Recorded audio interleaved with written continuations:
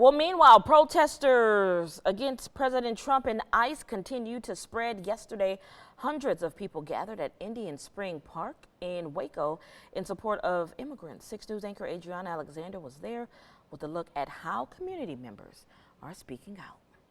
Say it loud, say it clear, immigrants are welcome here. Say it loud, say it clear, immigrants are welcome here. On Tuesday afternoon, at least 200 people gathered at Indian Spring Park in Waco. They're trying to push this narrative onto us. Every group has a bag of bad apples.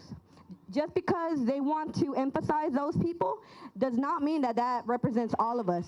They stood in solidarity with their immigrant neighbors who have been impacted by ICE raids in Los Angeles and across the country. So not only has our government failed to create a legal path to these people working here in this country, making this country great again, they are actively using their position to criminalize human existence on the circumstance of birth.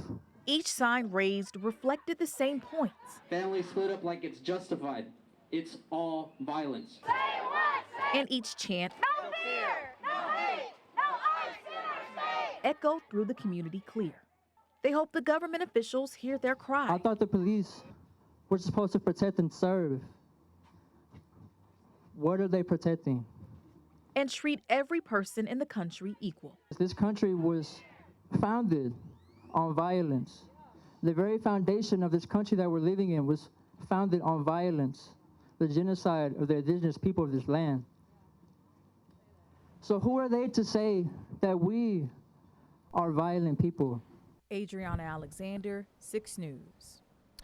And that's not the only protests expected in Central Texas this week. On Saturday, the Bell County, Texas Democratic Women and Invisible Syntax are holding a No Kings mass protest. Joining the protest scheduled nationwide, it's happening at the Bell County Courthouse from 10 a.m. until noon.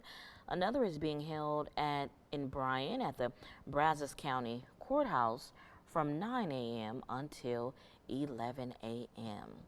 And as these protests continue to spread across the nation, and here in Texas, Governor Greg Abbott is deploying the National Guard to San Antonio, where activists are planning protests. The governor's press secretary says the soldiers are on standby in areas where mass demonstrations are planned.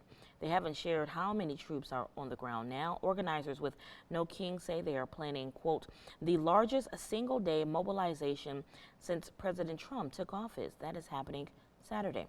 This comes following protests in San Antonio and over the weekend.